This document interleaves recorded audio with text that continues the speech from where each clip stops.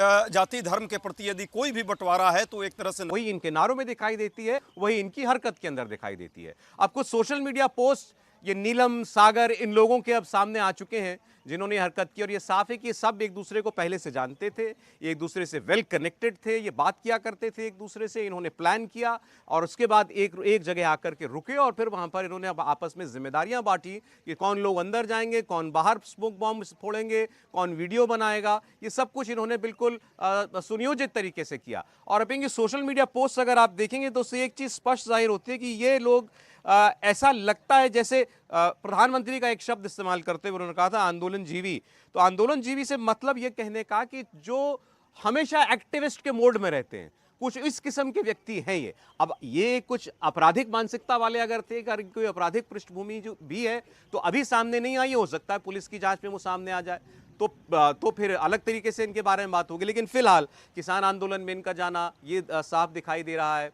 कहीं कभी जंतर मंतर पर बैठे ये लोग जो हैं दिखाई दे जाते हैं। एक वीडियो नीलम का जो है वो बहुत चल रहा है, इसमें बीजेपी ने उसको शेयर किया है। लगता है शायद हरियाणा में विधानसभा का चुनाव हुए थे उस वक्त का वो वीडियो होगा, जिसमें वो कह रही है कि बीजेपी बड़ी क्रूर पार्टी है, इसको तो नहीं दोबारा आने देना है, हम INLD को ले आएंगे या हम कांग्रेस पार्टी को ले आएंगे, वो ऐसे नहीं है। तो बीजेपी ये कह रही है तो कांग्रेस के लिए वोट मांग रही थी, हम पर कैसे इल्जाम लगा सकती है कांग्रेस पार्टी की ये चूक हो गई। और उनका कहना है कि ये तो इन लोगों से प्रेरित लोग थे जिन्होंने इतनी बड़ी हिमाकत कर दी है, जिसको आतंकी हमले के समान माना जा रहा है। बहरहाल तो ये सारी बातें जो हैं अभी भी लगातार चल रही है। एक अपडेट और मैं आपको दे दूं कि इस पूरे मामले में कुछ संगठनों ने इन लोगों का समर्थन भी कर दिया है। हरियाणा की चूंकि ये रहने वाली महिला है और इसके समर्थन में कुछ संगठन खड़े हो गए, सो कॉल्ड कुछ किसान संगठन खड़े हो गए। हालांकि बड़े संगठनों ने अपने आप को इससे अलग कर लिया है। राकेश टिकैत का जो भारतीय किसान यूनियन है, उन्होंने खुद ही बिल्कुल कल स्पष्ट तौर पर कहा कि हमारा इससे कोई लेना देना नहीं है। लेकिन ऐसी हरकत को भी अगर देश के अंदर समर्थन मिलेगा तो फिर क्या कहेंगे हर्षवर्धन जी? नहीं, सबसे पहले तो सौरभ जी, दो महत्वपूर्ण बातें जिसकी चर्चा हम लोग लगातार कर रहे हैं, इसमें कहीं कोई संदेह नहीं होना चाहिए।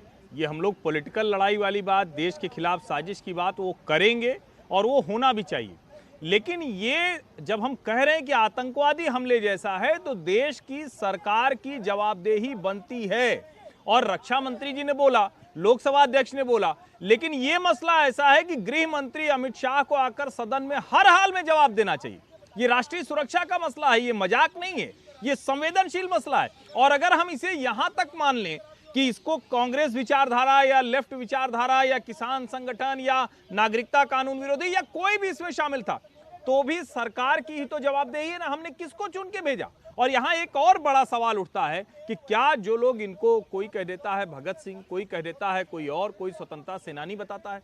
आज के समय में हमारी अपनी चुनी हुई सरकार को अंग्रेजों की सरकार बताने की कोशिश करना, हमारे अपने लोगों के वोट से, बहुमत के वोट से चुनी हुई सरकार को इस तरह से उसके खिलाफ बम चलाने की बात करना या संसद में कूद जाने की बात को न्यायोचित ठहराना, यह भी उसी आतंकवादी मनोवृत्ति को, उसी को आगे बढ़ाने की है। इसकी भी निंदा जमकर की जानी चाहिए। आपको है, आप चुनाव लड़िए। क्या रेवंत रेड्डी मुख्यमंत्री बन गए तो कल को उनके खिलाफ कोई कहेगा कि यह सरकार अंग्रेज सरकार हो गई? क्या अरविंद केजरीवाल यहां मुख्यमंत्री हैं तो हम कहेंगे कि नहीं, ये दूसरी सरकार है, इसके खिलाफ सशस्त्र विद्रोह कर देना चाहिए? ये नक्सली मानसिकता है, ये देश विरोधी मानसिकता है। इसके खिलाफ जितनी निंदा करनी चाहिए वो करना चाहिए और कानूनी दायरे में कार्रवाई भी होनी चाहिए। जैसे हम पहले कह रहे थे ना कि विपक्ष भी ऐसा लगता है कि दोनों हाथों में लड्डू लेकर चलना चाहता है, ऐसा लेकिन हो नहीं सकता। एक तरफ वो कह रहे हैं सुरक्षा में सेंध है, सरकार की जवाबदेही है, सरकार विफल रही। दूसरी ओर वो ये भी कहना चाहते हैं कि देखिए ये तो नाराजगी है लोगों की, युवाओं के मन की नाराजगी है। संजय राउत का एक स्टेटमेंट है, वो हम आपको सुनाएंगे, जब तैयार हो जाए तो हम आपको दिखाते हैं संजय राउत का बयान। संजय राउत ने भी दोनों बातें कही कि भाई ये तो जो बेरोजगारी की हालत है देश के अंदर, उससे युवाओं के मन में इतनी निराशा आ चुकी है, उस वजह से ये हुआ और ये जिम्मेदारी है सरकार की। सुनिए संजय राउत को। हमको कहा गया था, ये नया सदन बना ये, कि फुल प्रूफ सिक्योरिटी अरेंजमेंट है, परिंदा भी अंदर नहीं घुस सकता, परिंदा भी पैर नहीं मार सकता, इस प्रकार से सुरक्षा व्यवस्था है। कल हमने क्या देखा, 2-4 लड़के घुस गए।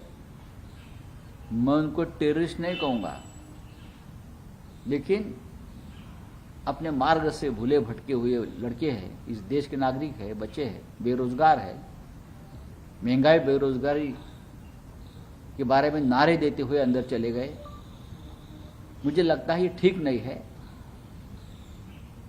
इस देश के युवाओं की दिशा बदल रही है, वो निराश है, विफलता से निराश है, उसके लिए सरकार जिम्मेदार है। तो ये युवा है, बेरोजगार युवा है, महंगाई है, उसके ऊपर कौन अपनी आवाज़ उठाएगी? सरकार क्या कर सकते है उसमें? तो ये विफलता आती है लोगों के मन में। अब आप देखिए, संजय राउत ने और खुलकर वही बातें कह दी हैं, दोनों बातें। चूक भी हो गई, सरकार की जिम्मेदारी है, ये निराश है, भूले भटके लोग हैं, बेरोजगारी की वजह से हताश हो गए थे, ये भी सरकार की जिम्मेदारी है। आरती जी, देखिए, मुझे लगता है कि विपक्ष में वही बीमारी लगी है जो अमेरिका के राजनीति में हो गई है। वोकिज्म की बीमारी लग गई है सबको यहाँ पे, कि जो भी एनार्की कर रहा है, जो भी लॉ एंड ऑर्डर तोड़ रहा है, जो कॉन्स्टिट्यूशन को नहीं मानता, जो चुने हुए विधायकों या सांसदों को नहीं मानता, जो संसद को नहीं मानता, उन सबको ये जस्टिफाई करते हैं, सबको डिफेंड कर रहे हैं। तो ये अपॉलोजिया तो बिल्कुल मैं कहूँगी एनार्की के लिए है। और इसमें मैं कहूँगी जिम्मेदार भी विपक्षी है। जो कल की ये घटना हुई है, बेशक गृह मंत्री को जवाब देना चाहिए, इन्वेस्टिगेशन होनी चाहिए, वो एक तरफ, लेकिन हमने अपने देश को इस जगह लेके आए हैं जहां हमारे युवा आतंकी बन रहे हैं। और ये जो कहा कि इनको टेररिस्ट नहीं कह सकते आप, बिल्कुल, लेकिन यही तो विपक्ष जो है इन्हीं आतंकों का समर्थन कर रहा था, पहले भी कर रहा था। जब कश्मीरी बच्चे जहादी बन रहे थे तब भी यही लाइन थी। जब ये लोग आरती, लेकिन टू बी फेयर, ये लोग किसी को नुकसान नहीं पहुंचाना चाह रहे थे। कम से कम कल तो ऐसा नहीं लगा ना कि किसी को पर्सनली हार्म करना चाह रहे हैं, ऐसा तो नहीं था। नहीं, इनको आतंकवादी कहना ठीक होगा? नहीं, बिल्कुल बिल्कुल हार्म करना चाहते थे आप। उनके बेंचेस पे चढ़ के आप क्या करना चाहते थे? उनको तो पकड़ के उन लोगों ने दबोच लिया। वी डोंट नो कि वो क्या करते, क्या हमें मालूम है कि वो क्या करना चाहते थे? वो पीटना चाहते थे शायद किसी को, वो किसी को मुक्का मारना चाहते थे।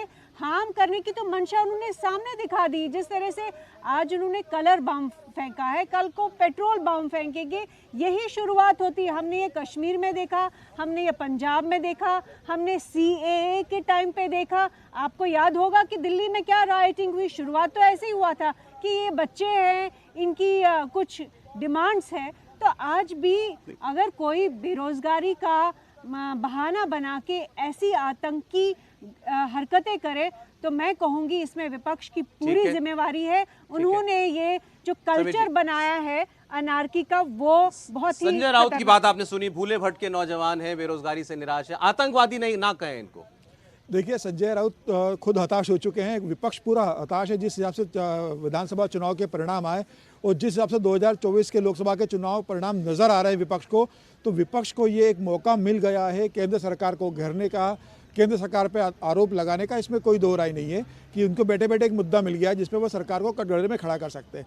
लेकिन मेरा ये कहना है कि देखिए, जो आरोपी थे वो गिरफ्तार हो गए, उनके ऊपर स्पेशल सेल ने UPA लगा दिया है। अब जांच होगी, सारी कड़ियाँ जोड़ी जाएगी। ये देखना जांच एजेंसी का काम है कि वो आतंकवादी गतिविधियों में लिप्त किसी संगठन से जुड़े हुए थे, क्या उन्हें किसी आतंकवादी घटना के लिए तैयार किया जा रहा था, क्या कि उनके दिमाग में ऐसी कोई घटना चल रही थी कि आज हम सिर्फ कलर फेंकेंगे, उसके बाद कोई दूसरा ग्रुप आकर आतंकवादी हमला उसी इसमें देगा।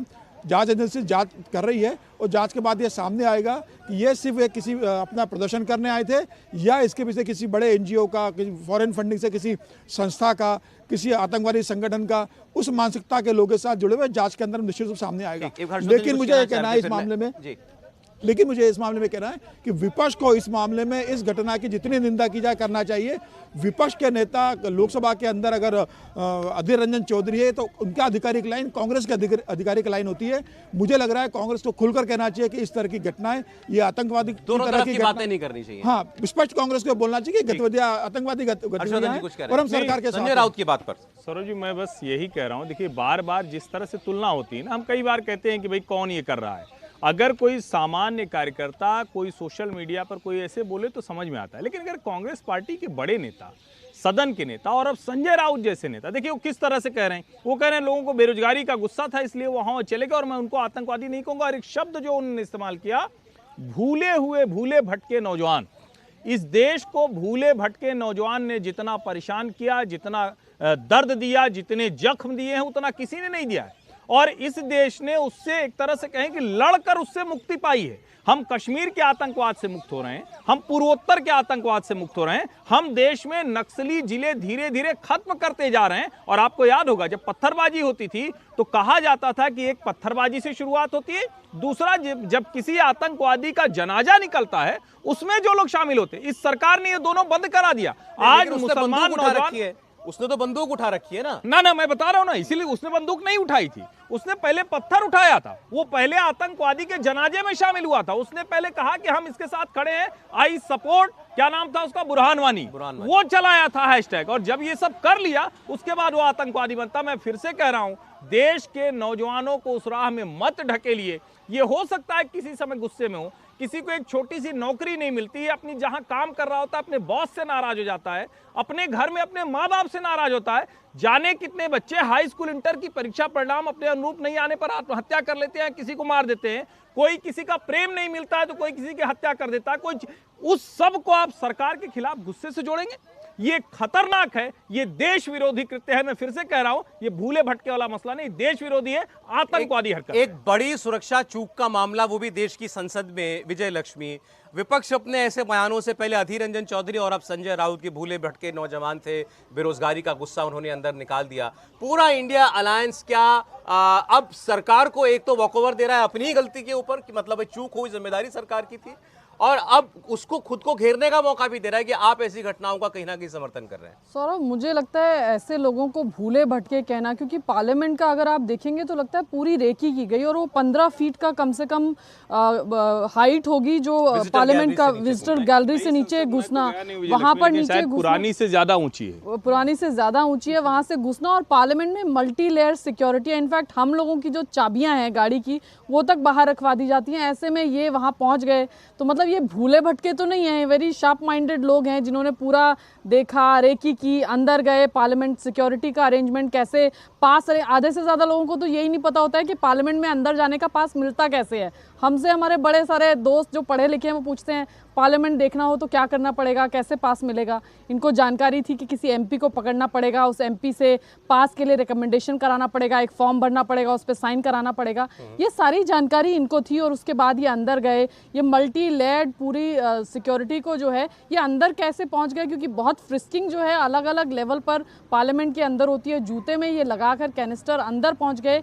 ये तो एक बहुत बड़ा लैप्स मैं कहूँगी कि सिक्योरिटी का पार्लियामेंट की है कि ये सब लोग, दोनों लोग अंदर पहुंच गए और फिर वहां पर जाकर भूले भटके नौजवान नहीं कह सकते, आप ये कहना चाहते हैं। मेरा सवाल आपसे ये था, ये इंडिया अलायंस के नेता जो बातें कह रहे हैं, मतलब अब तो आप कहेंगे ना कि एक कांग्रेस के नेता ने बोला, शिवसेना उद्धव के नेता ने बोला, अभी अपने खुद मौका दे रहे हैं बीजेपी को कि आइए हमें घेरिए, आइए हमारे देश की सुरक्षा के लिए हम लोग जो हैं सीरियस नहीं है, आरोप हम पर लगाइए। तो अब यहाँ पर डिबेट जो है सौरभ वो शिफ्ट हो जाएगी गृह मंत्री के जवाब से या सिक्योरिटी लैब से कि ये जो विपक्ष है ये देशद्रोहियों के साथ खड़ा है या जिनको अब आतंकी करार दिया जा रहा है उनके साथ खड़ा हुआ है। तो यहाँ पर डिबेट जो है वो शिफ्ट हो जाएगी।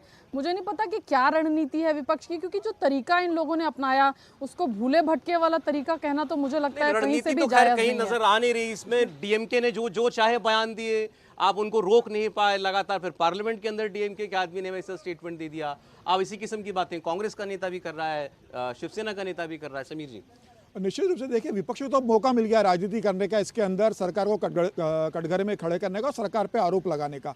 लेकिन ये विपक्ष बूझ रहा है कि वो सरकार को घेरने के आरोप में उन हाथों को मजबूत करने की कोशिश कर रहा है जो देश के लोकतंत्र को नष्ट करना चाहते हैं, जो संसद भवन पर फिर से हमला करने का ख्वाब देख रहे हैं, जो देश में अस्थिरता लाना चाहते हैं, वो उनके आवाज़ को आवाज़ देना चाहते हैं। अब देखिए, कल लोकसभा में शायद ये निर्णय ले लिया गया है कि जो दर्शक गिर गए वहाँ पर ग्लास लगा दिया जाएगा जिससे कोई वहाँ पर कूद न सके। तो मुझे लगा है कि अब सरकार इस घटना के बाद कई तरह के कदम उठाएगी कि जिससे भविष्य में इस तरह की घटना ना घटे।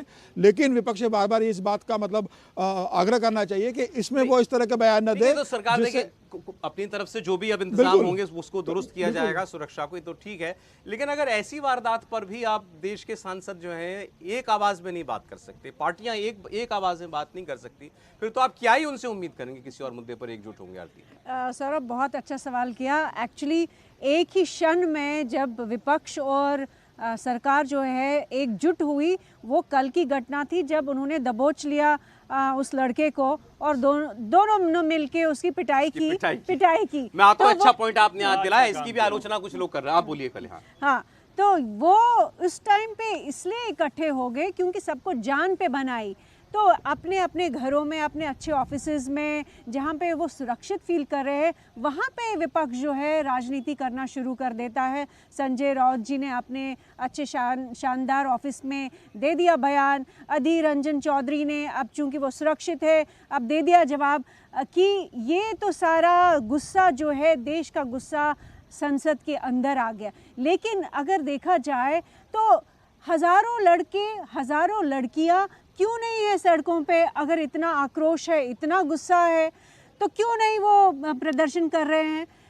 ये वही मैं कहूँगी फॉर्मूला है, वही टेम्पलेट है जो हम पिछले 33 साल से भी ज़्यादा देख रहे हैं। लगातार कांग्रेस की, लेफ्ट की जो मानसिकता है कि जहाँ पे भी एनार्की हो रही है उनको पूरा कवर फायर देना, और उसकी वजह से उनको लगता है कि वो बहुत बड़े लेवल की राजनीति कर रहे हैं, उससे पावर में आएंगे। लेकिन ऐसा कुछ होने वाला नहीं है। लोग इस सब से तंग आ चुके हैं। लोगों को एनार्की पसंद नहीं है इस देश में। बार बार ये प्रमाण इसका दिया गया है।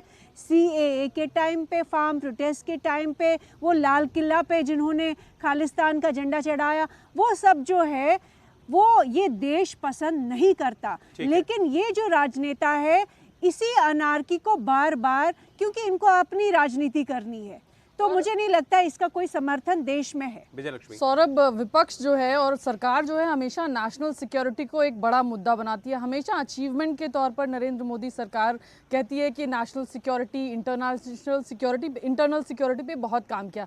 अब विपक्ष जब अपने ही इशू को यहाँ पर, जब उनको एक मौका मिला कि वो सरकार को सिक्योरिटी के एक इशू पर घेर सकते थे, वहाँ से गोल पोस्ट चेंज करके यहाँ पर इनको सपोर्ट करना जिन्होंने इस काम को किया, मुझे लगता है विपक्ष अपने मुद्दे से ही यहाँ पर भटकता हुआ नजर आ रहा है। देखिए, जब भी विपक्ष को सरकार के साथ नेशनल सिक्योरिटी पे खड़ा होना चाहिए था, विपक्ष ने हमेशा अलग लाइन ली है।